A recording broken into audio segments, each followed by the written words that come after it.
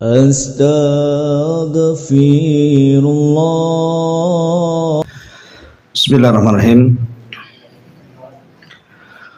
Assalamualaikum warahmatullahi wabarakatuh. Alhamdulillah wassalatu wassalamu ala Rasulillah wa ala alihi wa sahbihi wa mawalah wa la hawla wa la quwata illa billahi wa ba'd. Baik, kita lanjutkan kajian kita, masih membahas tafsir surah-surah pendek dalam juz Amma, dan kita masuk pada surah Al-Bayyinah. Al-Bayyinah ya.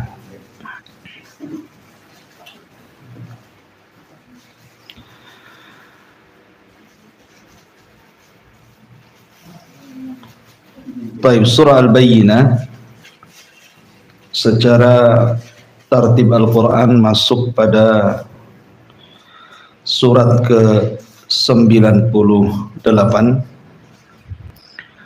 jumlah ayat 8,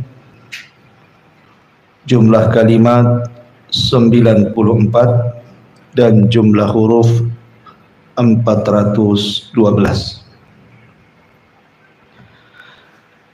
Adapun tentang apakah dia Makkiyah ataupun Madaniyah, maka terjadi khilaf ulama, tetapi mayoritas para ulama atau jumhur mengatakan bahwa surah Al-Bayyinah ini adalah Madaniyah, artinya turun setelah hijrah Nabi SAW. Ada beberapa alasan yang nanti kita akan jelaskan. Adapun tentang keutamaan daripada surah Al-Bayyinah ini, dijelaskan bahwa ketika turunnya surah Al-Bayyinah ini, Nabi SAW memanggil seorang sahabat namanya Ubay ibn Ka'ab, dan itu berdasarkan riwayat Bukhari dari Anas bin Malik radhiyallahu an, bahwa Nabi SAW suatu ketika memanggil Ubay ibn Ka'ab. Dan perlu antum ketahui bahwa Ubay bin Ka'ab ini adalah satu di antara 4 sahabat yang direkomendasikan Rasul untuk diambil Qur'annya. Kata Nabi SAW, ambillah Al-Quran dari 4 orang. Salah satunya adalah Ubay ibn Ka'ab, kemudian Abdullah ibn Mas'ud, kemudian Salim maula Abi Khudaifah.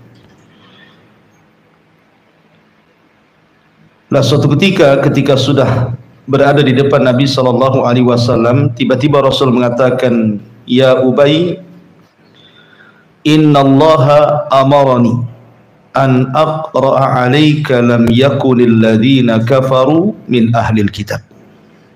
Wahai Ubay, sesungguhnya Allah memerintahkan aku untuk membaca surat ini kepadamu.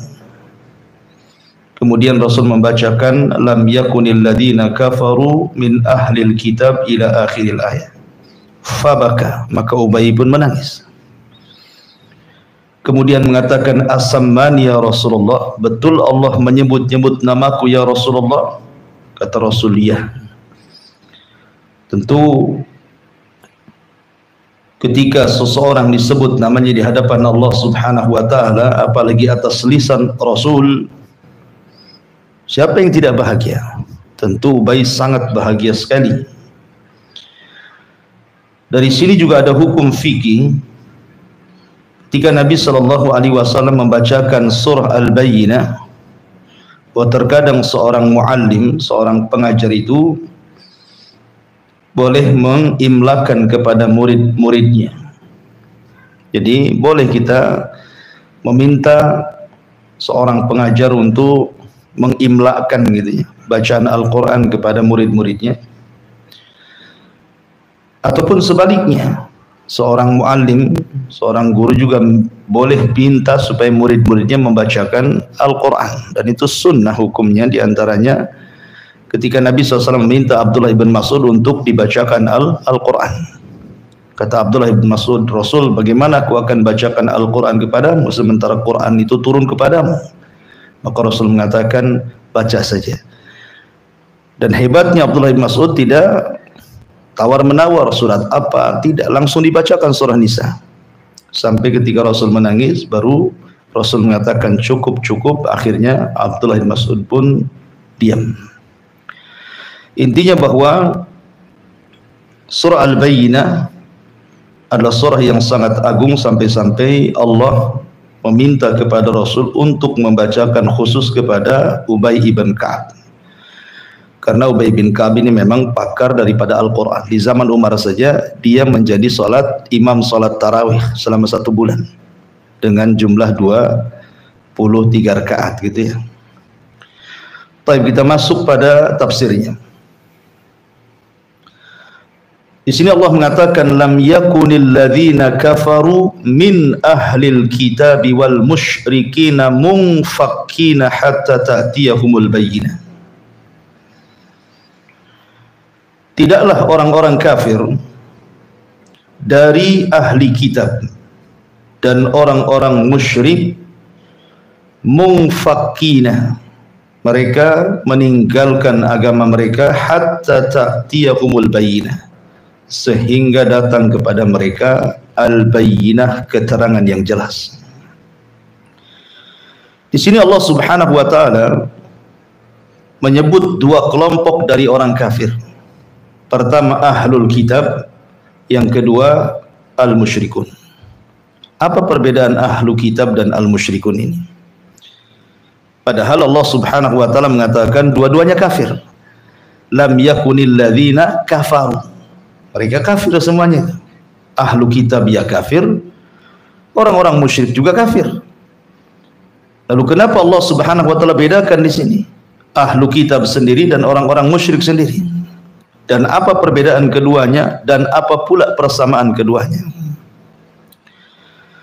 Adapun yang membedakan antara ahlu kitab dan orang-orang musyrik, ahlu kitab itu namanya ahlu kitab, artinya turun kepada mereka kitab.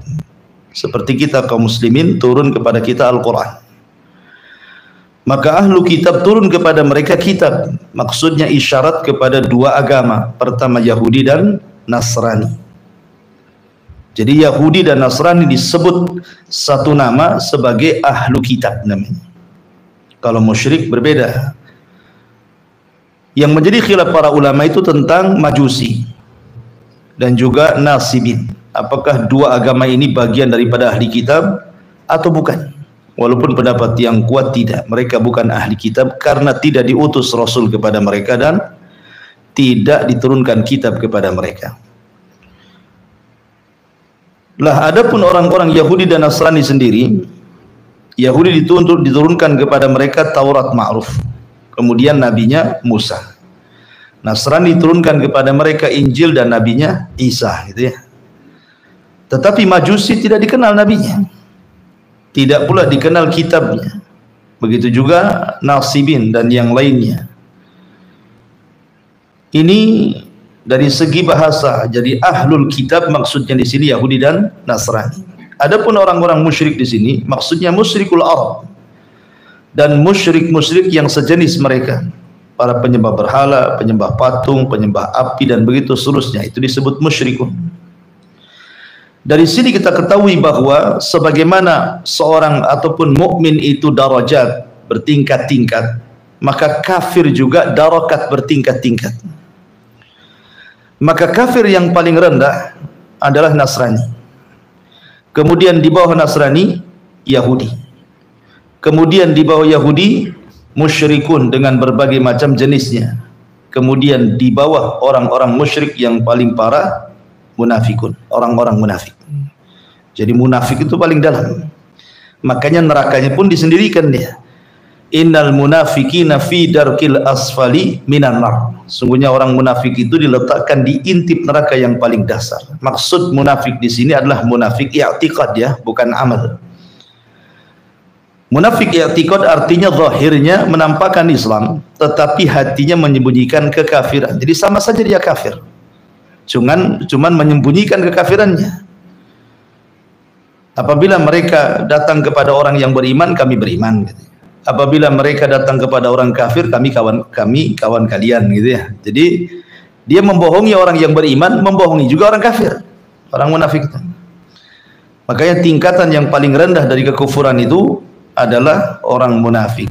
Yang paling ringan Nasrani, di bawahnya Yahudi, di bawahnya musyrik, di bawahnya lagi munafik. Makanya neraka juga bertingkat-tingkat. Baik, lalu apa perbedaan orang-orang ahlu kitab dari kalangan Yahudi dan juga Nasrani dengan orang-orang musyrik? Adapun yang membedakan mereka adalah dari segi beberapa hukum fikih. Contoh umpamanya dari segi pernikahan. Wanita-wanita Yahudi atau wanita-wanita Nasrani boleh dinikahi, tetapi wanita-wanita musyrik tidak boleh. Tidak boleh seseorang menikah dengan wanita majusi, wanita penyembah berhala. Mungkin kalau di negara kita ini ada Hindu, Buddha dan yang semacamnya gitu ya. Tetapi kalau bersama orang-orang ahlu kitab, wanitanya Yahudi atau Nasrani, maka Islam membolehkan. Kemudian yang kedua, sembelihan. Sembelihan ahlu kitab itu dibolehkan kita makan. Berdasarkan firman Allah Azza wa Jalla, wa ta'amul ladzina utul kitaba hillu lakum. Makanan-makanan ahli kitab halal bagi kalian. Tentu yang dimaksud makanan di sini bukan makanan yang ma'ruf, karena ada makanan walaupun tidak ada keterangan boleh gitu ya, seperti buah-buahan, ada khilaf. Kita boleh memakan buah-buahan yang mereka beli ataupun buah-buahan yang kita beli mereka makan. Jadi maksudnya makanan di sini bukan makanan yang ma'ruf, tetapi maksudnya sembelihan. Sembelihan ahli kitab itu halal bagi kalian, sebagaimana sembelihan kalian juga halal bagi mereka. Tetapi dengan dua syarat tentunya ya. Pertama, disembelih membaca basmalah, bukan menyebut Uzair anak Allah seperti perkataan Yahudi, ataupun menyebut Isa ibnu Maryam anak Allah seperti perkataan Nasrani. Jadi dia ketika menyembelih ya bismillah gitu saja. Kemudian disembelih secara syar'i, bukan dibanting, bukan dicekik, bukan ditali, bukan digantung, ya betul-betul digorok di lehernya. Kalau dua syarat terpenuhi, maka sembelihan mereka halal. Sembelihan mereka halal. Begitu juga pernikahan mereka halal. Tetapi pernikahan pun tidak boleh dengan cara mereka, harus dengan cara kita. Jadi wanita-wanita ahli kitab boleh menikah dengan laki-laki dari kita, tetapi dengan cara syar'i. Menikahnya ya aturan-aturan Islam gitu ya. Tapi kalau seandainya kebalikannya, tidak boleh. Laki-laki dari mereka, perempuan dari kita tidak boleh.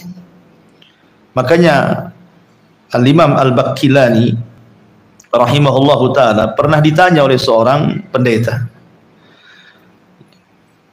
soal pernikahan sesama Islam dengan mereka.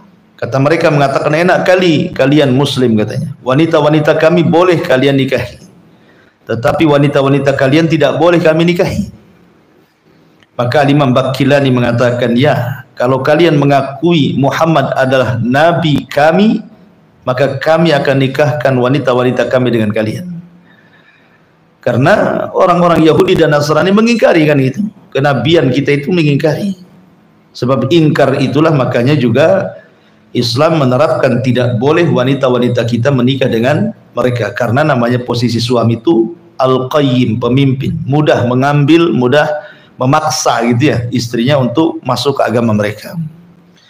Taib, lam yakunil ladzina kafaru min ahlil kitab wal musyrikin munfakkina hatta ta'tiyahumul bayyinah. Munfakkin artinya tarikin.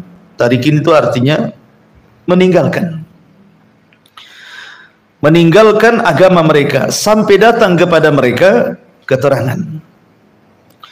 Sebelum datang Islam, memang orang-orang Yahudi di zamannya adalah agama yang paling benar. Begitu juga orang-orang Nasrani di zamannya adalah agama yang paling benar. Tetapi kemudian mereka banyak penyimpangan. Setelah datang Islam, maka Islam menyuruh mereka untuk masuk ke dalam Islam. Lalu kenapa orang-orang Yahudi, padahal di zamannya adalah agama yang paling benar, kenapa kemudian dikatakan kafir sekarang? Begitu juga orang-orang Nasrani, benar di zamannya, sekarang dianggap kafir. Karena ada beberapa sebab kenapa Islam mengkafirkan mereka. Satu, karena i'tirafuhum bi'adami imanihim bil Islam. Jadi mereka terang-terangan tidak mau memeluk Islam setelah datangnya al-bayyinah, keterangan kepada mereka. Kabar tentang adanya Nabi SAW yang merupakan Nabi akhir zaman itu sudah terekam oleh mereka. Contoh umpamanya kisah Salman Al-Farisi yang pernah saya ceritakan. Salman Al-Farisi ini ketika mencari kebenaran, awalnya dia kan Majusi. Kemudian dia melihat bahwa ajaran Nasrani itu seolah-olah jauh lebih indah dibandingkan Majusi. Akhirnya kemudian ayahnya merantai dia, karena dikhawatirkan dia terpengaruh dengan agama Nasrani. Tapi kemudian akhirnya dia pun kabur dari rumah. Kemudian dari Iran ngarahnya kemana? Ke Syam. Karena menurut petunjuk di Syamlah sentral daripada Uskup Akbar. Berangkat Salman ke Syam, kemudian belajar kepada uskup. Rupanya ketika dia belajar kepada uskup yang pertama, uskupnya ini rajulun su, orangnya buruk. Karena selalu menyuruh manusia untuk sedekah pada fuqara wal masakin, tetapi kemudian kekayaannya diambil semuanya oleh dia. Sampai uskup ini meninggal, kemudian Salman membeberkan kejahatannya. Maka orang-orang pun kemudian menyalib uskup itu dan merajam dengan batu. Kemudian uskup penggantinya adalah uskup yang saleh. Salman suka dengan uskup yang kedua, tapi sayang usianya tidak lama. Akhirnya minta wasiat kemana lagi dia harus belajar Nasrani. Maka uskup di Syam menyarankan dia ke Musil. Musil itu di Irak. Berangkat dia ke Irak, berjumpalah dengan uskup yang dimaksud. Sampai di Irak, tidak lama juga usianya. Karena sudah tua, akhirnya Salman meminta kemana lagi harus saya belajar. Maka uskup yang di Irak, di Musil, mengarahkan agar datang ke Nasibi. Nasibi itu di Turki. Akhirnya dia dari Irak ke Turki. Ketika kemudian sampai di Turki, di Nasibi, dia belajar kepada uskup yang ada Nasibi. Kata uskup yang ada Nasibi, usiaku pun sudah mendekati. Akhirnya sebelum wafat, uskup yang di Nasibi mengatakan kepada Salman, tidak ada uskup yang terbaik yang ada sekarang kecuali di Amuria. Amuria itu masih perbatasan Turki. Berangkat dia ke Amuria. Rupanya sama yang di Amuria juga sudah sepuh, dan belajar berapa tahun dia pun kemudian menghembuskan nafas terakhir. Tetapi kata uskup yang terakhir di Amuria ini, kau tidak perlu cari uskup lagi belajar, katanya, karena ini tahun kenabian. Lah kalimat ini tahun kenabian yang keluar dari uskup di sini menunjukkan apa? Orang-orang Nasrani membaca kitab-kitab mereka kan, oh akan ada nabi yang akan menutupi seluruh para nabi. Makanya Salman kemudian bertanya kepada uskup yang ada di Amuria itu, kemana aku harus cari nabi tersebut, di mana daerahnya?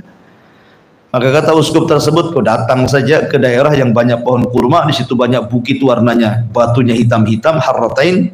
Kemudian kalau ketemu orangnya, maka lihatlah 3 tanda, dia tidak makan sedekah, dia makan hadiah, dan ada stempel kenabian di antara 2 bahunya.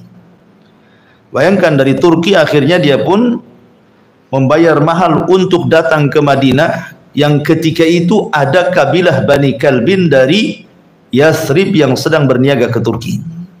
Akhirnya dia pun minta untuk ikut ke Madinah dengan harga yang mahal. Sampai di Wadil Qura. Wadil Qura itu antara Tihamah dan juga Khaybar, ya sudah dekat dengan Madinah sebenarnya. Harusnya Salman turun di situ, tapi malah dijual. ya sudah ngongkos gitu ya, dizalimi dia, malah dijadikan budak, kemudian dijual kepada seorang Yahudi Bani Quraidah. Terpaksalah dia, kalau tidak kan bisa dibunuh dia. Makanya takut dia bekerja dengan Yahudi Bani Quraidah. Dan ketika itu belum ada kabar tentang kenabian. Setelah bertahun-tahun Salman bekerja, rupanya saudara daripada Bani Quraidah ini menginginkan Salman bekerja di kebunnya. Lah, kebun yang dimaksud adalah di Yathrib Madinah. Makanya ketika kemudian sampai di Madinah saja banyak pohon kurma, kemudian banyak bukit-bukit berwarna hitam. Karena kan posisi Madinah itu di sini bukit, di belakang kan kebun kurma. Nah, jadi memungkinkan jalan itu dari pertama. Makanya perang Khandaq itu kan, kenapa Salman kemudian menjalankan perang Khandaq? Karena memang jalan masuk Madinah cuma satu, dari depan saja. Kiri kanan bukit, belakang kebun kurma, nggak ada batasnya, saking luasnya gitu ya. Nah, ketika Salman melihat kok banyak pohon kurma, bukitnya hitam, dengan wasiat uskup yang ada di Amuriyah itu. Jangan-jangan ini tempatnya maksudnya. Makanya selang beberapa waktu ketika Salman berada di atas pohon kurma, tiba kemudian datanglah saudara orang Yahudi ini berteriak-teriak dan mengatakan, qatalallahu Banu Kilah. Semoga Allah memerangi Banu Kilah. Banu Kilah ini kakek buyutnya Khazraj dan Aus. Dari dua kabilah Khazraj dan Aus. Lah kakek itu namanya Bani Kilah. Orang-orang Yahudi kalau menghina Khazraj dan Aus, kakek buyut mereka, dan mengatakan qatalallahu Bani Kilah, semoga Allah memerangi Bani Kilah. Kemudian kata orang Yahudi ini, kenapa kau berteriak seperti itu? Dia mengatakan, celaka, Khazraj dan Aus sedang berkumpul di Kuba karena ada orang yang mengaku nabi yang berasal dari Mekah. Oh, Salman ini berada di atas pohon, dengar gitu kan kaget dia. Langsung dia turun, langsung nanyain gitu, bener gak gini-gini? Langsung ditampar, ya kau ini budak kok tahu mau masuk pula ke masalah kami, kerja sana bahasanya gitu ya. Tapi Salman kemudian sudah teringat dengan pesan uskup. Ini daerah sudah benar. Kemudian sekarang muncul seorang nabi. Tapi lihat bagaimana Nasrani Yahudi ini bencinya kepada Nabi SAW, sampai mengatakan qatalallahu Bani Kilah itu. Ketika kemudian Salman mendengar bahwa Nabi sudah sampai di kota Madinah, dia ingin membuktikan ciri-cirinya. Ciri-cirinya kan tidak makan sedekah. Dia bawa kurma disedekahkan, Rasul tak mau.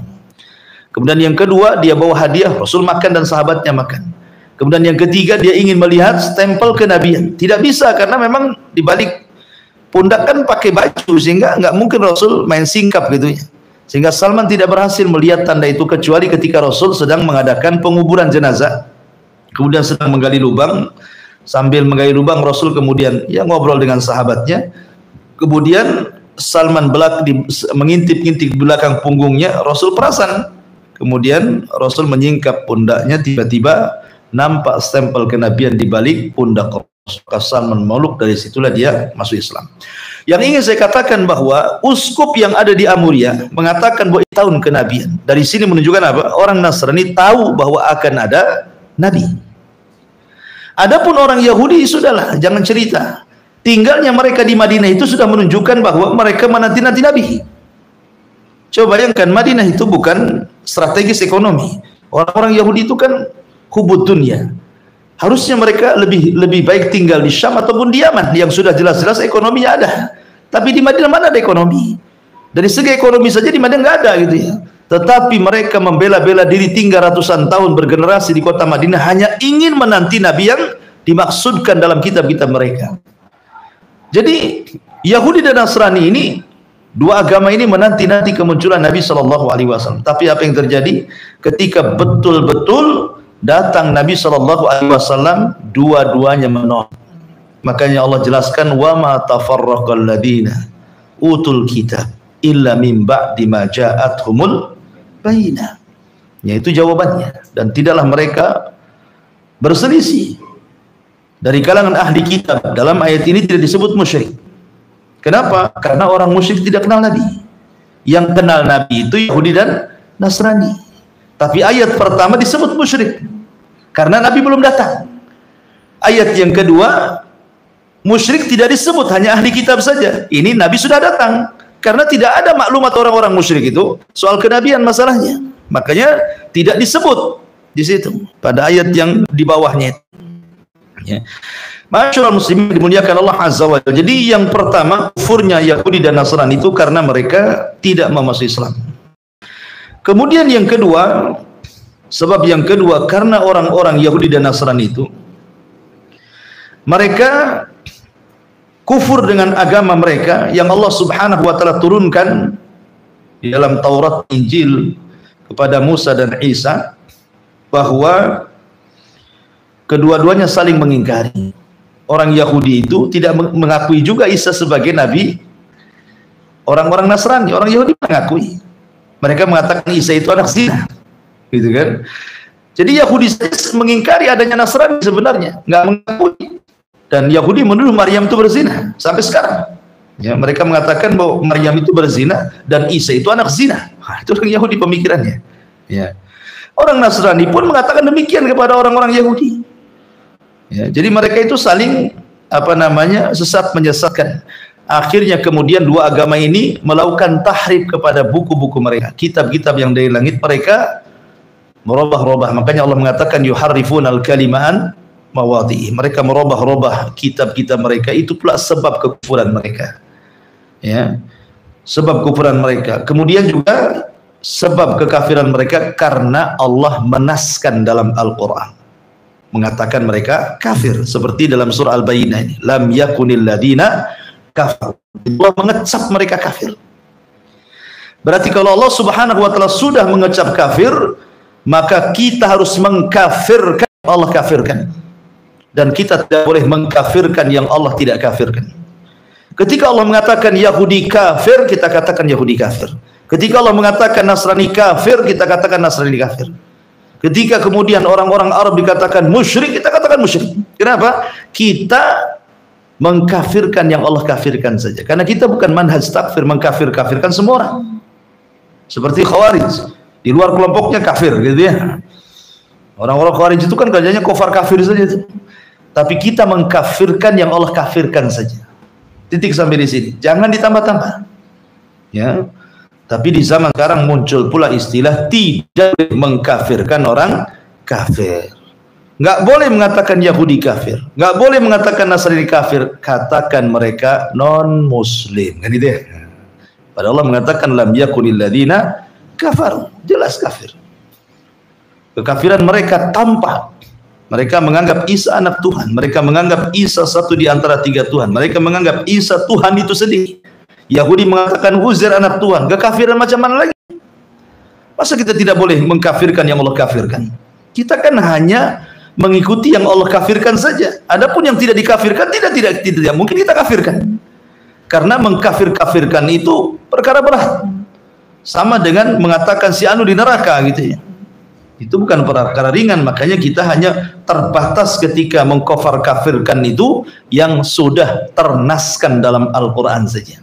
Kita katakan fulan kafir, kenapa dikafirkan? Karena Quran mengkafirkan. Nah, selesai kaidahnya sampai di sini. Tetapi ingat, malam yukafir kafir fahuwa kafir. Siapa yang tidak mengkafirkan orang kafir, dia kafir. Gitu ya.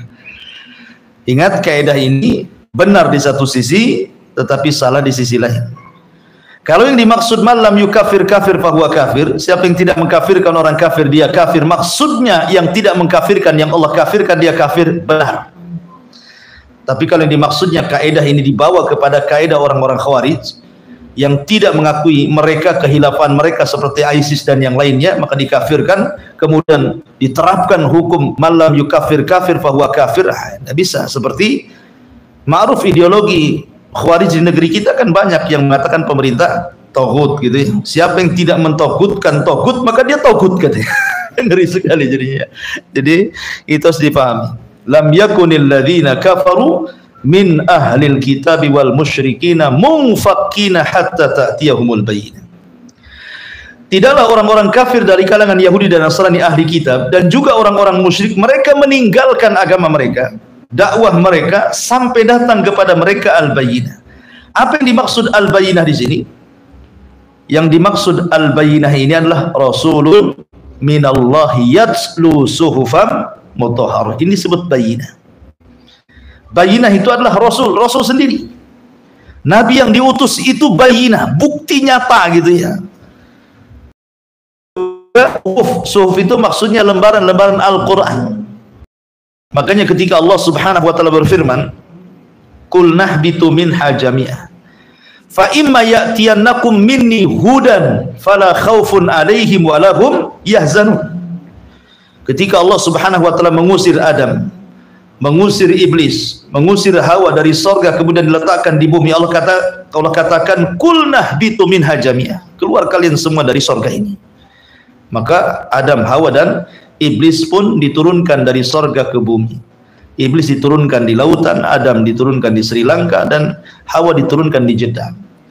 Kemudian Allah mengatakan, fa imma ya'tiyannakum minni huda. Setelah kalian berada di bumi, kami akan turunkan petunjuk kepada kalian.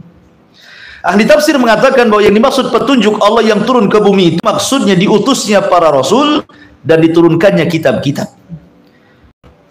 Jadi ketika Allah subhanahu wa ta'ala mengutus kepada Bani Israel Musa dan juga Taurat yang di tangannya, berarti itulah petunjuk bagi Bani. Siapa Musa dan Taurat, fala yadillu wa la yashqa, dia tidak mungkin celaka dan tidak mungkin binasa. Kemudian setelah itu Allah utus Isa, Allah utus Daud dengan Zaburnya. Maka siapa yang mengikuti Daud dan Zaburnya berarti telah mengikuti petunjuk Allah. Kemudian setelah itu Allah utus Isa dan Injilnya. Maka siapa yang mengikuti Isa dan Injilnya berarti dia mengikuti hudan, petunjuk. Terakhir Allah utus Rasul dan Al-Quran yang di tangannya. Maka siapapun yang mengikuti Rasul dan Al-Quran yang di tangannya, maka itulah petunjuk. Tetapi ingat bahwa semua berlaku di zamannya. Ya, semua berlaku di zamannya. Isa dan Taurat, Musa dan Taurat berlaku di zamannya. Setelah kemudian datang Daud dan Zabur, maka orang harus mengikuti Daud dan Zabur. Maka Daud dan Zabur benar di zamannya. Kemudian setelah itu datang Isa dan Taurat, Isa dan Injil. Maka era Zabur selesai sampai di sini karena datangnya Isa dan Injil. Maka ketika datang era Nabi SAW dan Taurat, maka semua terhapuskan ajaran-ajaran itu. Tidak boleh lagi seseorang mengikuti Yahudi, tidak boleh lagi masuk ke dalam Nasrani selama mendengar adanya Rasul SAW diutus kepada dia. Makanya ada hadis mengatakan, tidaklah Yahudi dan Nasrani mendengar kedatanganku kemudian dia tidak beriman, maka pantas masuk ashabul jahim, masuk akan neraka jahanam. Ya kan? Maka Rasulun minallahi yatslu suhufan mutahharah. Kenapa fiha kutubun qayyimah? Artinya Quran ini kitab yang lurus, tidak ada bengkoknya. Dan tidak ada tahrif seperti tahrifnya Taurat dan Injil. Tidak ada. Ya. Kemudian Allah Subhanahu wa taala mengatakan, "Wa ma tafarraqal ladzina utul kitaba illa min ba'di ma ja'atuhumul bayyinah." Ini jawaban setelah datangnya Nabi. Ya. Kalau tadi di awal sebelum datangnya Nabi. Jadi sebelum datangnya Nabi Allah katakan lam yakunil ladina kafaru min ahlil kitab wal musyrikina munfakkina hatta ta'tiyahumul bayyinah. Ini sebelum kedatangan Nabi. Tapi setelah kedatangan Nabi, apa yang terjadi? Wa matafarraqal ladina utul kitab. Dan tidaklah orang-orang yang dianugerahi kitab, maksudnya Yahudi dan Nasrani itu, mereka berselisih kecuali setelah datang kepada mereka keterangan. Sebelumnya mereka sepakat. Yahudi sepakat, Nasrani sepakat. Sepakat akan apa? Akan kemunculan Nabi akhir zaman. Yahudi sepakat, tidak ada khilaf di antara mereka bahwa akan muncul seorang Nabi. Tapi setelah datang Nabi SAW dan rupanya Nabi itu bukan dari Bani Israel tapi dari Bani Ismail, mulai berselisih, mulai hasad. Kenapa Allah Subhanahu wa taala mengutus Jibril salah alamat? Harusnya ke Bani Israel, diberikan pula ke Bani Ismail katanya. Mulailah mereka hasad, kibar, sombong, mulai bermusuhan dengan kaum muslimin. Ya. Begitu juga orang-orang Nasrani sama. Ya. Karena Yahudi dan Nasrani itu kan dua-duanya Bani Israel. Dan Isa itu nabi yang terakhir dari nabi-nabi Bani Israel. Yahudi ya Bani Israel, Nasrani juga Bani Israel, dan Nabi terakhir Bani Israel Nabi Isa, itu Nabi terakhir. Sehingga mereka kecewa. Kenapa Bani Israel? Kenapa pula Bani Ismail? Maksudnya keturunan Ismail ibn Ibrahim alaihi salatu wassalam. Apalagi kemudian hasadnya kepada orang Arab itu memang sudah tertanam sejak zaman dulu. Yahudi itu tidak suka dengan orang Arab sejak dulu. Dan itu ditampakkan dari kebencian kepada Musa dan kecintaan kepada Harun. Mereka suka dengan Musa, tapi mereka suka dengan Harun. Bani Israel itu. Alasannya apa? Pertama, karena Musa tidak hidup bersama mereka, hidup di istana Fir'aun dari kecil sampai dewasa. Yang kedua, habis itu hijrah kemana? Ke Madian, menikah dengan wanita Arab, bukan wanita Bani Israel. Anak dari seorang rajulun salih namanya Syu'aib, 10 tahun di sana. Baru kemudian pulang ke Mesir, baru bergabung dengan Bani Israel. Tapi Harun kan tidak. Harun tidak hidup di istana Fir'aun, memang hidup bersama Bani Israel dari kecil sampai dewasa.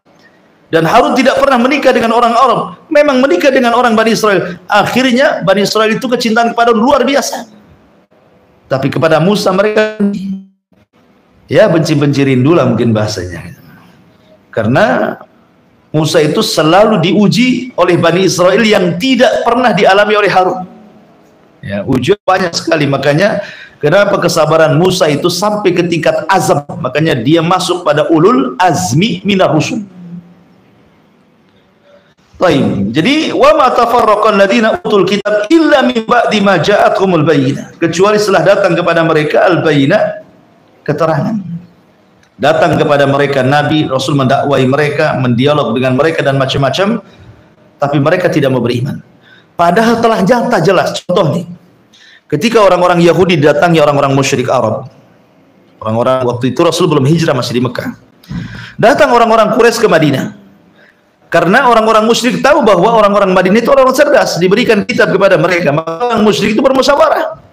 Di tempat kami di Mekah ada orang ngaku nabi. Bagaimana menurut kalian wahai pembesar Yahudi? Maka orang Yahudi mengatakan, oh ada orang ngaku nabi di tempatmu, gini saja, berikan dia 4 soalan. Kalau dia bisa menjawab, memang dia seorang nabi.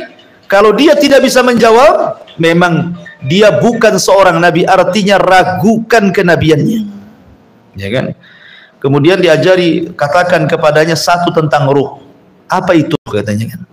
Yang kedua, makanan penduduk sorga itu yang pertama dimakan apa? Kemudian tentang seorang raja yang berkeliling dunia berdakwah ke sana kemari, macam mana kabarnya? Kemudian orang-orang yang terjerembab dalam gua, macam mana ceritanya? Maka akhirnya orang-orang musyrik setelah punya bahan, pulang mereka ke Mekah. Kemudian betul-betul bertanya. Betul-betul bertanya kepada siapa? Kepada Nabi, dan mengatakan kami siap beriman kalau kau bisa menjawab 4 soalan ini. Kemudian disebutkan, karena Nabi SAW saking senangnya nih dengan 4 pertanyaan ini. Karena apa? Konsekuensinya mereka siap beriman. Akhirnya Rasul mengatakan ghadan jawabannya, besok jawabannya, lupa mengucapkan insyaallah. Ketika lupa mengucapkan insyaallah, akhirnya telatlah jawabannya. Jibril telah turun, ya, karena tidak mengucapkan insyaallah tadi. Tapi Jibril pun akhirnya turun juga memberikan jawabannya. Artinya bahwa kalau seandainya orang-orang Yahudi itu tahu bahwa jawab apa soalan mereka telah terjawab dan semuanya benar, artinya memang dia seorang nabi. Dan mereka tahu Rasul itu seorang nabi. Tapi karena hasadnya mereka tidak beriman. Makanya orang cerdas Yahudinya mereka beriman, seperti umpamanya kisah Abdullah ibn Salam. Abdullah ibn Salam itu kan muftinya Yahudi Madinah. Semua orang Madinah kalau ada persoalan pasti datang kepada Abdullah bin Salam. Itu tokoh besar Yahudi itu. Ketika melihat Nabi SAW Madinah, kemudian berdiskusi, masuk Islam dia. Tapi kan tidak menjadikan Islam pengikutnya. Tokohnya masuk Islam, pengikutnya pula tidak masuk Islam kan. Makanya orang Yahudi selama Nabi SAW tinggal di Madinah, tidak banyak orang yang masuk Islam dan bisa dihitung dengan jari. Sedikit sekali orang Yahudi itu, sampai Rasul wafat. Tidak banyak orang Yahudi yang masuk Islam. Kebanyakan mereka berkhianat. Bahkan 4 kali melakukan peperangan bersama orang Yahudi di Madinah. Pertama perang Bani Kunaiko, kemudian Bani Nadir, kemudian Bani Quraidah, terakhir perang Khaybar. Akhirnya Rasul mengusir orang Yahudi di Madinah. Kemudian digantilah nama Yathrib menjadi Madinah Al-Munawwarah setelah tidak ada lagi orang kafir di kota Madinah, ya. Artinya bahwa di sini terjadinya perselisihan orang-orang Yahudi Nasrani itu karena setelah datang kepada mereka keterangan. Begitu juga orang-orang Nasrani, cuman bedanya orang Nasrani lebih lembut daripada orang Yahudi, sehingga banyak di zaman Rasul orang Nasrani masuk Islam. Ingat kisah tentang Nasrani Najran yang datang kepada Rasul kemudian berdebat, akhirnya mereka masuk Islam. Ya, jadi Nasrani agak lembut ya, Yahudi beda. Ya, keras kepala Yahudi itu. Maka yang keras kepala Yahudi. Taib.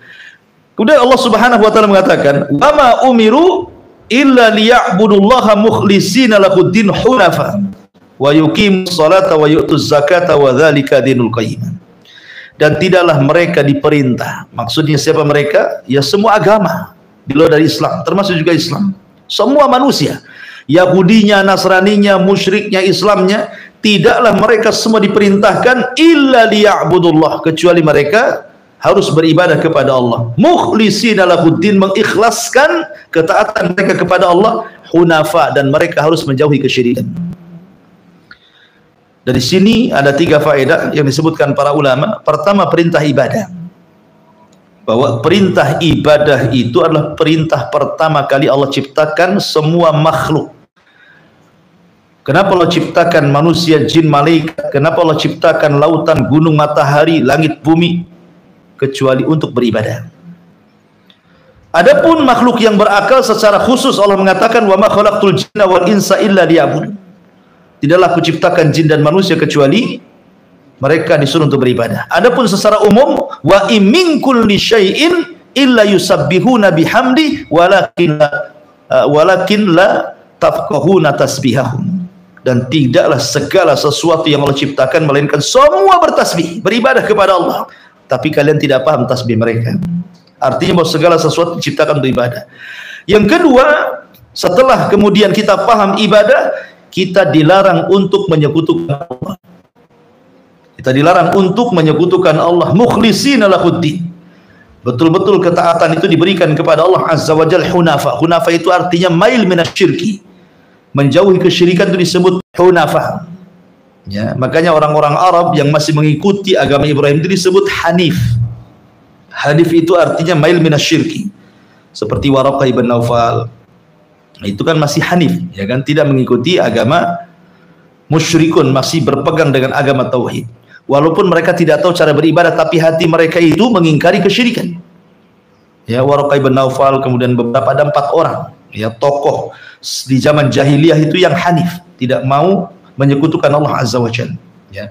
Intinya bahwa kemudian yang ketiga adalah ittiba. Ittiba itu artinya hanya mencontoh ibadah kepada Allah dengan mengikuti contoh Nabi SAW. Ini menjadikan syarat ibadah. Syarat ibadah itu 2 kan. Pertama, perintah ibadah. Di atas perintah ibadah itu ikhlas, artinya tidak menyekutukan Allah. Kemudian setelah itu adanya ittiba, harus mengikuti Nabi SAW. Salah satu tidak ada, maka akan terjerumus kepada 2 kemungkinan. Imma kesyirikan, wa imma kebid'ahan. Artinya bisa dia masuk kepada syirik atau menyelisih Nabi. Kalau dia hanya ikhlas tetapi tidak ittiba, maka akan menyelisih nabinya. Tapi kalau dia ittiba tapi tidak ikhlas, maka akan masuk kepada bab syirik. Ya, makanya harus terkumpulin ibadah ini, ibadah ikhlas dan ittiba. Dan itu diambil wa ma umiru illa liya'budullaha mukhlishina lahuddin wa yuqimus salata wa yu'tuz zakata wa dzalika dinul qayyim. Ayat ini sebagai dalil bahwa Al-Bayyinah ini adalah madaniyah. Kenapa? Karena ada perintah salat dan zakat. Di Mekah kan belum ada. Belum ada 2 perintah ini. Perintah salat dan zakat itu adanya di Madinah. Makanya surah Al-Bayyinah ini madani. Ketambah-tambah kisah tentang Ubay ibn Ka'ab yang memperkuat bahwa itu adalah madani. Kemudian diperkuat lagi dengan apa? Dengan adanya cerita Yahudi dan Nasrani. Di Mekah tidak ada cerita Yahudi Nasrani itu. Rasul itu ceritanya sama orang kafir Quraisy saja. Setelah di Madinah baru cerita Yahudi, baru cerita Nasrani. Ini menunjukkan 3 alasan inilah yang kemudian atau jumhur ulama mengatakan surah Al-Bayyinah ini adalah madaniyah. Artinya surat turun setelah hijrah Nabi sallallahu alaihi wasallam. Wa ma umiru illa liya'budullaha mukhlishina lahuddin hunafa wa yuqimus salata wa yu'tuz zakata wa dzalika dinul qayyim. Kemudian Allah mengatakan innal ladzina kafaru min ahlil kitabi wal musyrikin. Sesungguhnya orang-orang kafir dari kalangan ahli kitab, maksudnya Yahudi dan Nasrani, wal musyrikin, dan orang-orang musyrik, fi nari jahannam, mereka semua berada di neraka jahannam, khalidina fiha, dikekalkan di dalamnya. Ulaika hum syarrul bariyah, mereka adalah ada dibaca bariah, ada dibaca bariyah. Jadi dua bacaan ya. Bisa dibaca syarrul bariah ataupun syarrul bariyah. Tidak ada masalah, dua-duanya benar ya. Tapi di sini Allah Subhanahu wa taala ingin mengatakan orang-orang yang kufur dengan siapa? Kufur dengan kedatangan Nabi, kufur dengan Quran. Karena sebelumnya kan cerita tentang al-bayyinah. Ya, berarti di sini kufur dengan bayyinah tersebut. Mereka tidak mengakui Nabi sallallahu alaihi wasallam, mereka tidak mengakui Al-Qur'an dari kalangan ahli kitab dan orang-orang musyrik. Apa balasannya? Fi nari jahannam. Maka mereka layak dimasukkan ke dalam jahannam. Ma'asyiral muslimin yang dimuliakan Allah Azza wa Jalla, jahannam itu satu di antara nama neraka. Nama-nama neraka itu banyak ya. Nama-nama neraka ya, pertama Al-Hawiyah. Hawiyah itu, dan itu disebutkan di dalam surah Al-Qaryah kan. Faman khaffat mawazinu fa ummuhu hawiyah. Berarti neraka itu ada namanya Hawiyah ya. Kemudian juga yang kedua ada namanya Ladha, dan itu disebutkan di dalam Al-Quran juga, kalla innaha ladha. Berarti nama neraka itu selain Hawiyah namanya Ladha. Ada juga nama Khutamah, seperti Allah mengatakan kalla la yumbadzat fil khutamah wa ma adraka mal khutamah narullah muqadah. Kemudian juga nama neraka itu ada namanya Jahim, dan itu juga Allah Subhanahu wa taala firman, wa idzal jahimu syu'ira, ketika neraka Jahim dinyalakan ya.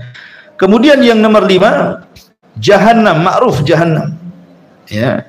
Karena nama Jahannam ini masyarakat populer, Jahannam kau katanya. Nama Jahannam itu terpopuler di masyarakat. Itu nama neraka Jahannam. Karena Allah mengatakan inna jahannama kanat mirsada. Kemudian yang nomor 6 Saqar. Sebagaimana Allah mengatakan sauslihi saqar, atau ma salakakum fi saqar. Nah, ini dia. Kemudian juga yang nomor 7 nama lain neraka itu Sa'ir, dan itu Allah Subhanahu wa taala katakan fa'tarafu bi dzambihim fasuhqan li ashabi Sa'ir. Jadi nama neraka itu juga disebut Sa'ir. Kemudian yang nomor 8 Sijjin, itu juga bagian daripada neraka, dan Allah mengatakan wa ma adraka ma sijjin kitabun marqum. Nah, kemudian yang nomor 9 di antara sudah nih 8 ya, sudah 8 nih. Ini nama-nama neraka ini secara umum itu berdasarkan tingkatan-tingkatan ya, tetapi neraka bagi orang-orang yang beriman dan dia masih mentauhidkan Allah Azza wa Jalla, atau dengan kata lain usatul muwahhidin, ahli maksiat dari kalangan ahli tauhid, neraka mereka adalah neraka Jahannam. Jadi neraka ini tidak dikekalkan di dalamnya. Adapun istilah-istilah kekekalan di luar daripada kesyirikan, kan ada istilah-istilah kekal di luar kesyirikan. Padahal kalau melihat hukum, seperti Allah mengatakan innallaha la yaghfiru an yushraka wa yaghfiru ma duna dzalika liman yasha. Allah akan mengampuni, tidak akan mengampuni dosa syirik dan hanya mengampuni dosa selain itu, seolah-olah hanya syirik saja yang dikekalkan. La in asyrakta la yahbatanna amaluka, kan begitu ya. Nah, lalu bagaimana dengan ayat yang mengatakan seperti mamanya wa man yaqtul mu'minan muta'ammidan fajaza'uhu jahannam khalidan fiha. Siapa yang membunuh seorang mukmin secara sengaja maka dia dimasukkan ke jahannam dan dikekalkan di dalamnya. Nah, ini kan ada kalimat dikekalkan dalamnya. Atau hadis Rasul ketika membicarakan tentang orang yang bunuh diri, maka dia akan dikekalkan di dalamnya. Dan beberapa dosa-dosa besar yang ada kata-kata khalidan fiha. Maka harus bedakan maksud khalidan fiha kepada para pelaku syirik dengan khalidan fiha pada pelaku di luar kesyirikan. Maksudnya kekekalan itu ada dua. Kekal memang selama-lamanya tidak akan keluar dari situ, atau yang kedua karena lamanya tinggal di situ sehingga disebut kekal tapi akan keluar juga gitu maksudnya. Ya, jadi kalau menemukan selain kesyirikan kok ada kata-kata khalidan fiha dikekalkan di dalamnya, seperti orang yang membunuh seorang mukmin secara sengaja, maksudnya lama tinggalnya gitu maksudnya. bukan berarti tidak akan keluar. Ya, karena hanya dosa syirik yang tidak akan mengeluarkan pelakunya dari neraka. Ya. Taib. Ini nama-nama neraka. Jadi Allah Subhanahu wa taala mengatakan mereka orang-orang kafir dari ahli kitab dan juga orang musyrik, maksudnya kufur dengan Nabi sallallahu alaihi wasallam, maka mereka di dalam neraka jahanam khalidina fiha, dikekalkan di dalamnya, ulaika hum syarrul bariyah, mereka adalah seburuk-buruk penciptaan Allah. Kemudian Allah mengatakan, kebalikannya sekarang, innal ladzina amanu, tapi orang-orang yang beriman dengan Rasul, beriman dengan Al-Quran, dari kalangan Yahudi ataupun Nasrani atau orang-orang musyrik yang mereka tobat akhirnya beriman dengan Rasul dan juga kitab yang dibawanya Al-Quran, wa amilus salihat, dan beramal saleh, ulaika hum khairul bariyah, maka mereka sebaik-baik makhluk Allah yang Allah ciptakan. Kalimat khairul bariyah, sebaik-baik ciptaan, apakah ini mutlak? Maksudnya manusia itu lebih baik dibandingkan jin dan malaikat? Ada yang mentafsirkan seperti itu. Jadi manusia itu yang beriman dan beramal saleh, maka tingkatannya melebihi di atas malaikat dan juga jin-jin yang saleh. Tetapi kalau dia tidak beriman dan tidak beramal saleh, mereka kufur, maka mereka juga seburuk-buruk makhluk, justru lebih buruk. Jangan lagi cerita dengan malaikat, dengan jin, dengan binatang pun lebih buruk. Makanya ada istilah ulaika kal an'am balhum adhal, kan itu ya. Mereka seperti binatang ternak, bahkan lebih rendah dibandingkan binatang ternak. Kenapa Allah katakan seperti itu? Karena ada ayat yang mengatakan ya laitani kuntu turaba, duhai kiranya aku jadi tanah saja. Ketika orang-orang kafir berada di padang mahsyar itu, didatangkan binatang-binatang ternak kemudian dihisab. Ya. Binatang pun dihisab. Makanya Rasul mengatakan nanti kambing-kambing yang bertanduk, yang suka nanduki kambing yang tidak bertanduk akan dihisab. Tetapi tidak ada azab, hanya hisab saja. Ya, azabnya tidak ada. Karena setelah dihisab, Allah katakan kunu turaba, jadilah kalian tanah. Lah orang-orang kafir melihat binatang-binatang yang sedang dihisab, tiba-tiba setelah dihisab tidak ada azab dan langsung jadi tanah. Makanya mereka mengatakan ya laitani kuntu turaba, duhai kiranya aku seperti binatang itu. Kan itu ya. Masih mending jadi binatang. Ya, kita ini dihisab, diazab pula kan itu. Makanya kalau mereka itu tidak beriman dan tidak beramal saleh, maka syarrul bariyah, lebih buruk dibandingkan binatang ternak. Tapi kalau mereka beriman, beramal saleh, maka dikatakan khairul bariyah atau khairul bariyah, mereka sebaik-baik makhluk, bahkan bisa melebihi tingkatan atau di atas tingkatan malaikat. Baik. Lalu kemana jin di sini? Kenapa tadi disebutkan? Ya, jin ini masuk kepada kategori makhluk mengikut manusia. Ya, jin yang soleh sama dengan manusia yang soleh. Jin yang jahat ya sama juga dengan manusia yang jahat, gitu maksudnya. Karena agama jin dan nabi jin itu sama dengan kita setelah diutusnya Rasul SAW. Tapi sebelumnya jin itu tidak diharuskan mengikuti nabi-nabi sebelumnya. Tapi setelah kedatangan Nabi SAW, maka tidak mau tidak jin harus mengikuti syariat Islam. Ya, mereka harus ikut Quran, mereka ikut Nabi sama dengan kita dari segi ajaran. Makanya Allah mengatakan wa ma khalaqtul jinna wal insa illa liya'budun. Kemudian Allah mengatakan sebagai balasannya, jazaohum inda rabbihim jannati adnin tajri min tahtihal anhar khalidina fiha abada radhiyallahu anhum wa radu an dzalika liman khasyiya rabbah. Balasan mereka orang-orang yang beriman dan beramal saleh adalah sorga-sorga. Lihat di sini katakan jannati adnin. Kalimat jannat di sini menunjukkan apa? Sorga itu bukan satu tingkatan. Sorga itu banyak tingkatan-tingkatannya. Sama kalau tadi kita sebutkan neraka gitu ya. Maka neraka juga ada tingkatan-tingkatannya kan. Maka sorga juga sama. Lalu seperti apa tingkatan sorga itu? Sorga pun punya nama-nama kan. Pertama al-jannah, dan itu ma'ruf dalam Al-Quran. Kalimat al-jannah seperti mathalul jannatil lati wa'idal muttaqun, permisalan sorga yang diperuntukkan untuk orang yang bertakwa. Jadi nama sorga itu yang pertama al-jannah.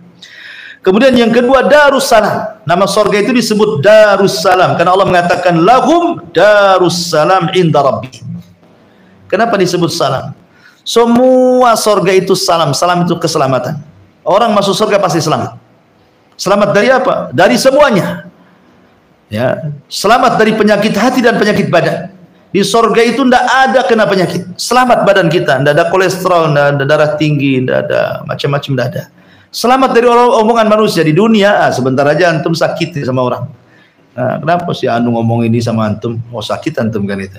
Di surga selamat. Karena ucapan yang pertama kali orang masuk surga itu apa? Salamun alaikum bima sabartum. Keselamatan bagi kalian. Jadi makanya surga disebut Darussalam. Kemudian juga nama surga juga Darul Khuldi. Karena orang yang masuk ke dalamnya tidak mungkin keluar. Beda dengan neraka. Ada yang keluar, ada tidak. Kalau orang udah masuk surga nggak mungkin keluar. Kalau orang masuk neraka kemungkinan keluar, kemungkinan kekal gitu ya. Nah, makanya disebut Darul Khuldi. Dia tempat yang kekal. Sebagaimana Allah mengatakan, "Qul adzalika khairun am jannatul khuldi allati wu'idal muttaqun." Kemudian juga Firdaus, bagaimana ma'ruf dalam Al-Qur'an, innal ladzina amanu wa amilus shalihat kanat lahum jannatul firdausi nuzula. Kemudian juga disebut Jannatul Ma'wa. Jannatul Ma'wa, inda sidratil muntaha indaha jannatul ma'wa. Disebut ma'wa juga. Ma'wa itu artinya tempat kembali. Dari sini menunjukkan bahwa dunia ini hanya sekedar safar saja. Kuburan aja safar. Jangan lagi orang di dunia, orang masuk kubur, di kubur aja sedang safar kita. Kenapa? Karena tidak lama, tidak kekal orang di kuburan. Pasti akan ada kiamat lagi kan itu. Beralih lagi mereka dari kuburan ke akhirat. Makanya disebut orang yang datang ke kuburan itu ziarah, ya kan? Ziarah kubur. Allah mengatakan hatta zurtumul maqabir. Jadi orang yang dalam kuburan aja ziarah, gitu ya. Karena mereka nggak tinggal lama dalam kuburan itu, pasti ada dipindah lagi ke tempat lain. Apalagi di bumi. Rasul mengatakan kepada Ibnu Umar itu, kun fid dunya ka'annaka gharib aw abiri sabil. Ya. Taib. Kemudian juga disebut Jannatun Naim, ya, karena banyak kenikmatan di dalamnya. Termasuk juga Darul Ijlal. Ya, Darul Ijlal disebut sebagaimana riwayat Ibnu Abbas radhiyallahu an, dan juga disebut Daru al-Maqamah. Sebagai Allah mengatakan wa qalu alhamdulillahilladzi adhhaba 'anal hazan inna rabbana laghafurun syakur alladzi ahallana darul muqamati min fadli. Jadi disebut juga Darul Muqamah. Itu macam-macam surga. Taib.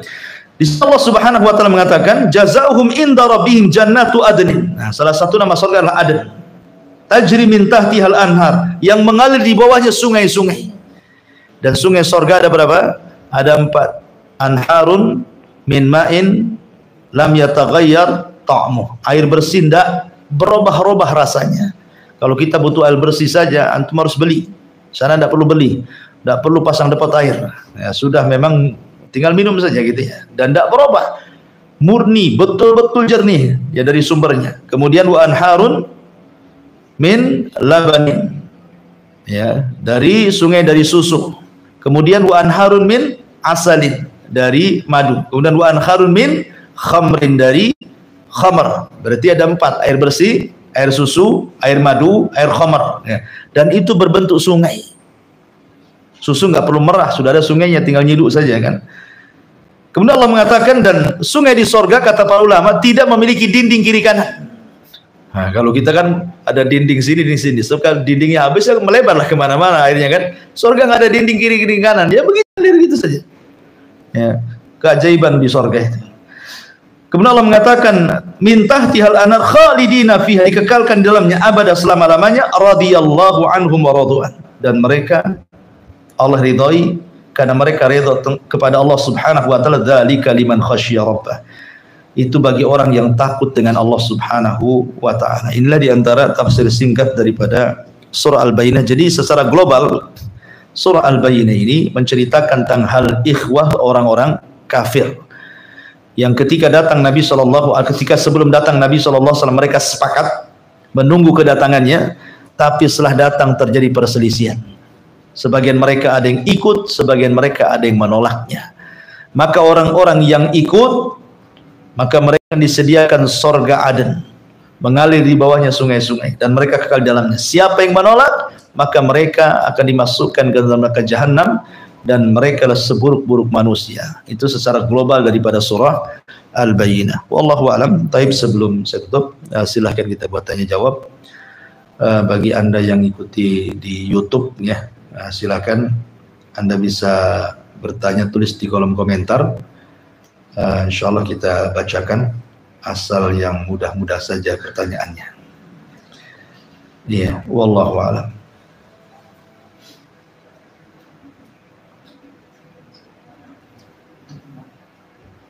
Iya. Tentang alur kitab tadi, halal dan sebagainya, apakah berlaku sampai sekarang itu alur kitab? Ya, alhamdulillah. Al-Quran itu tidak dibatasi tempat dan tidak dibatasi waktu. Al-Quran itu akan relevan setiap zaman, kecuali ayat-ayat yang dihapus. Kalaupun ada ayat yang dihapus, manansah min ayatin aw nunsiha na'ti bi khairi minha aw misliha. Kalaupun ada ayat hukumnya dihapus, pasti Allah akan datangkan hukum yang semisal atau yang lebih baik. Ya, selama hukum tidak dihapus, maka akan tetap berlaku sampai kiamat. Ketika Allah mengatakan wa ta'amul ladzina utul kitaba halul lakum wa ta'amukum halul lahum, tidak dihapus ayat ini. Ayat ini akan berlaku sampai kiamat. Itu halal sembelihan mereka dengan dua syarat tadi. Ya kan, disembelih secara syar'i kan, baca basmalah dan digorok tenggorokannya. Dan wanita-wanita ahli kitab enggak ada masalah selama pernikahannya secara syar'i dan betul-betul dia Yahudi atau Nasrani, bukan musyrik. Kalau musyrik enggak boleh. Wala amatun mu'minatun khairun min musyrikatin walau a'jabatkum. Dan wanita, seorang budak mukminah itu jauh lebih baik daripada wanita musyrikah walaupun sangat menarik, kata Allah gitu ya. Jadi masih berlaku. Makanya kalau di sebuah negara, anggaplah kayak Singapura, ya, negara kafir gitu ya, orang-orang Islam tidak diberikan kesempatan untuk menyembelih binatang di situ secara syar'i, sehingga mereka harus impor dari negeri yang lain. Kalau negeri impornya itu mayoritas ahli kitab, anggaplah Australia, ya ahli kitab mayoritas kan itu. Kemudian kita yang hidup di Singapura seorang muslim, boleh nggak membeli dagingnya dan memakannya? Boleh, karena hukum itu dilihat dari aglabnya. Kenapa? Lihat dohirnya dulu. Ini yang mengimpor mana? Cina ataukah Australia kan itu? Ya, mana negara yang banyak ahli kitabnya, kita melihat dohirnya saja, berarti boleh makan. Tapi kalau seandainya ada pilihan, ya tentu kita memilih sesama muslim kan. Ini kan bicara tidak ada pilihan. Ya, maka boleh. Tapi kalau yang mengimpor dari luar kemudian negara-negara yang bukan mayoritas ahli kitab, maka haram, tidak boleh. Sampai fatwa ulama sampai segitu gitu ya. Intinya maka boleh.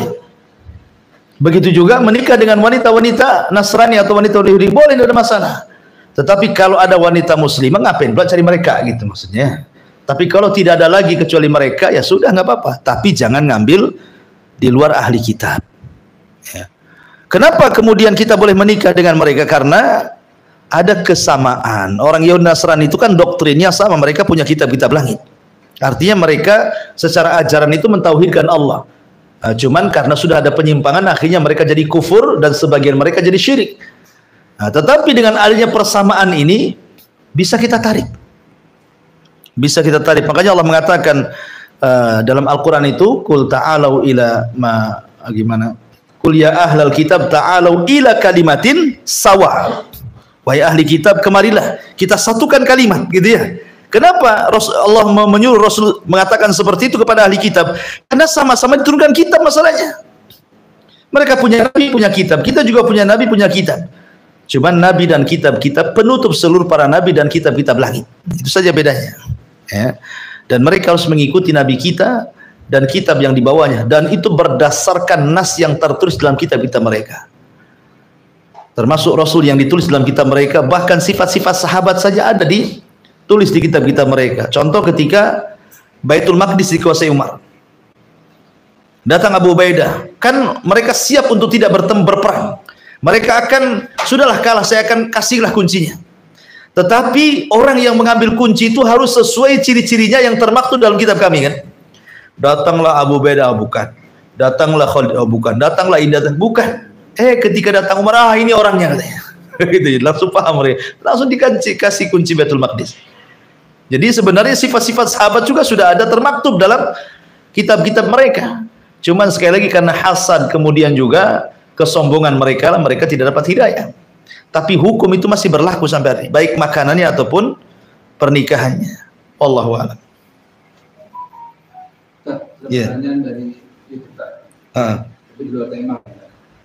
Assalamualaikum Ustaz. Bertanya dari Amang Effendi, apakah mencuri harta orang kafir itu harus bertobat, mengembalikan hartanya, atau hanya kepada Allah saja? Ya, mencuri harta orang kafir boleh atau tidak? Tidak boleh. Kecuali konteksnya sedang peperangan. Nah, itu masuk ke harta fai atau harta ghanimah. Ya. Tapi kalau yang Anda ambil hartanya bukan kafir harbi, anggaplah kafir zimmi atau musta'man atau ahdi, ketika kita menyakiti mereka, baik secara nyawa atau harta, berarti kita menzalimi mereka. Dan ingat, siapapun yang Anda zalimi, kafirkah dia, mukminkah dia, maka Allah bersama mereka. Bukan karena kekafirannya, tapi karena kezalimannya. Makanya Allah mengatakan wala tahsabannallaha ghafilan amma ya'malu zalimun. Jangan kau sangka Allah itu diam kepada orang-orang yang berbuat zalim. Allah akan berdiri kepada siapapun yang dizalimi, walaupun dia kafir. Bukan karena kekafirannya, sekali lagi kan, karena kezalimannya. Allah akan membela dia. Maka siapapun yang mengambil harta orang kafir, kembalikan.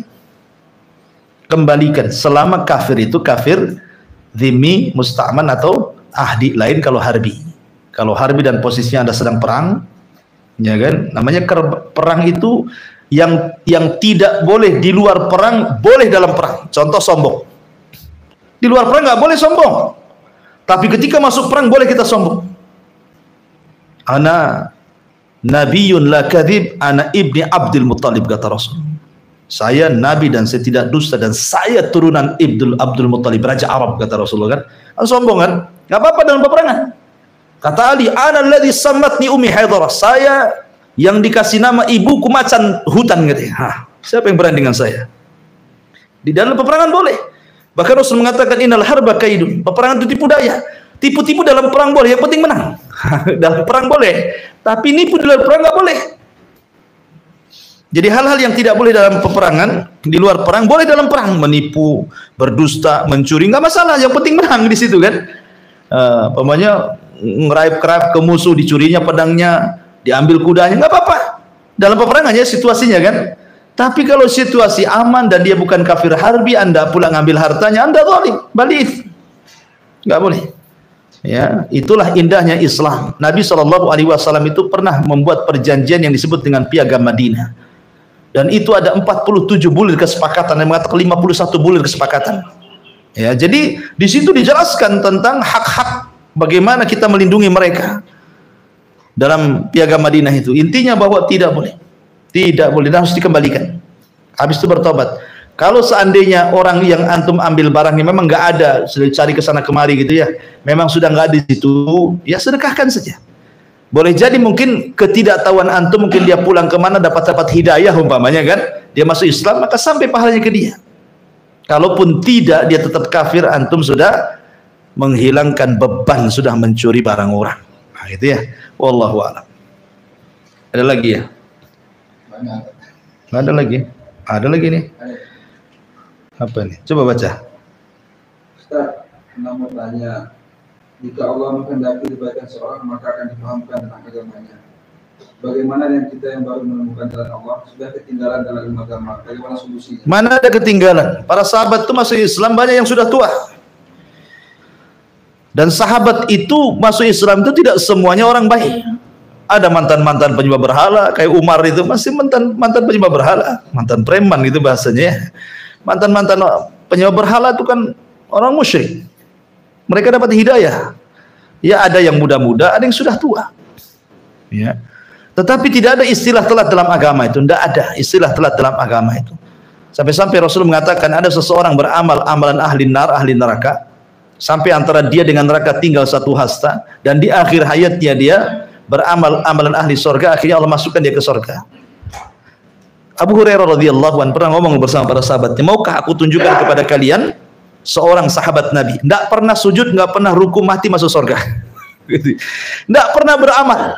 Kata Abu Hurairah, maukah aku tunjukkan kepada kalian sahabat Nabi, tidak pernah sujud, tidak pernah ruku, nggak pernah beramal, mati masuk surga, katanya. Mana itu kan? Heran. Siapa Abu Hurairah? Kata Abu Hurairah, kenalkah kalian dengan Usairim? Usairim ini satu-satunya orang Aus yang tidak mau masuk Islam. Ketika pemimpin mereka Sa'd bin Mu'adz masuk Islam di tangan Mus'ab bin Umair, dapat hidayah, ini pemimpin Aus nih, datang dia ke Aus dan mengatakan, hei orang Aus, kalian tahu siapa saya? Kata orang Aus, ya engkau pimpinan kami, engkau paling cerdas di antara kami, engkau paling mulia di antara kami. Oh kalau begitu baik, masuk Islam kalian semua. Siapa yang tidak masuk Islam, apakah laki-laki, perempuan, kecil, dewasa, tua, jangan bicara denganku, katanya, kecuali harus masuk Islam. Oh dipaksa tuh, pimpinan kabilah dia. Semua masuk Islam orang Aus, satu yang enggak, namanya Usairim, tidak mau masuk Islam dia. Yang lain masuk Islam semua, dia sendiri enggak mau Islam. Tetapi ketika ada peperangan, namanya orang-orang jahiliyah itu kan hamiyatul jahiliyah, artinya kepanatikan kepada kabilah itu ada. Jadi dia ingin terlibat dalam perangan, tapi Rasul tidak mau. Kau jangan perang, kau boleh membela kabilahmu, tapi tidak boleh dalam perang ini. Kenapa? Karena kau masih kafir. Kalau kau ingin terlibat perang dan kau izinkan, masuklah Islam dulu. Akhirnya pun bersyahadat, kemudian ikut terlibat, mati syahid. Jadi hari itu dia syahadat, hari itu dia syahid. Nah, gitu ya. Nah, makanya Abu Hurairah mengatakan, maukah aku kabarkan kepada kalian seorang sahabat tidak pernah sholat, tidak pernah ruku, tidak pernah ibadah, mati masuk surga, katanya. Karena orang ini bersyahadat langsung syahid. Sama dengan kisah tukang sihir Fir'aun. Paginya dia tukang sihir, sore harinya dipenggal kepalanya sama Fir'aun. Setelah mereka tobat dan sujud kepada Allah karena melihat kekalahannya mereka dari Nabi Musa alaihi salatu. Kata Abdullah ibn Abbas radhiyallahu anhu, lihat tukang-tukang sihir Firaun itu. Di pagi hari mereka tukang sihir jahat, di sore hari mereka sudah menjadi para syuhada yang baik, gitu ya. Intinya bahwa tidak ada terlambat. Dan Rasul mengatakan, man yuridillahu khairan yufaqihu fiddin. Lihat Abdullah bin Mas'ud. Abdullah bin Mas'ud ini sebab masuk Islamnya kenapa? Dia seorang penggembala, majikannya namanya Uqbah bin Abi Mu'aid. Rasul dan Abu Bakar jalan, kemudian kehausan di jalan, nampak Abdullah bin Mas'ud sedang menggembala kambing. Kata Rasul SAW, ya Abdullah bin Mas'ud, bisakah kau berikan air susu kambingmu? Kata Abdullah bin Mas'ud, tidak bisa, ini kambing amanah, bukan kambing saya, ini kambing majikanku Uqbah bin Abi Mu'aid. Kata Rasul, ya sudah, kalau memang nggak boleh yang berair susu, saya minta kambing yang nggak ada susunya saja, yang nggak punya anak, kan belum ada susunya. Nah, kemarikan kambing itu. Akhirnya kemudian didatangkan, kemudian diusap tetenya kambing itu, tiba-tiba gemuk dan keluar air susu. Nah, di mata Abdullah ibn Mas'ud nggak pernah melihat sulap kayak gini. Gak mungkin dianggap sulap kan, gitu ya. Jangan-jangan ini jin, jangan-jangan apa gitu kan? Karena baru pertama melihat, kok bisa diusap keluar air susunya. Di situ mulai tertarik. Dia mengatakan, ajari aku, katanya, ajari aku. Namanya Abdullah bin Mas'ud kan. Kata Rasul, baik, datanglah kau ke tempat kami. Maka Abdullah bin Mas'ud datang, kemudian diajarkan Islam. Kemudian Abdullah bin Mas'ud masuk Islam. Kata Rasul, anta rajulun mu'allam, engkau laki-laki yang akan Allah berikan ilmu. Kenapa? Karena ada semangat belajar. Dia kan minta diajari. Rasul, saya minta ajari.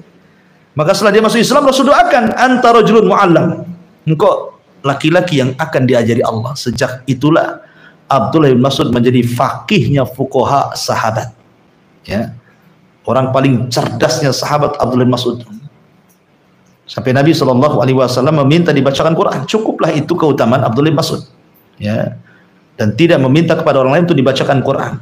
Bahkan semua, ada beberapa sahabat nulis tafsir, nulis mushaf, seperti Ali kan nulis mushaf, ada mushaf Ali namanya.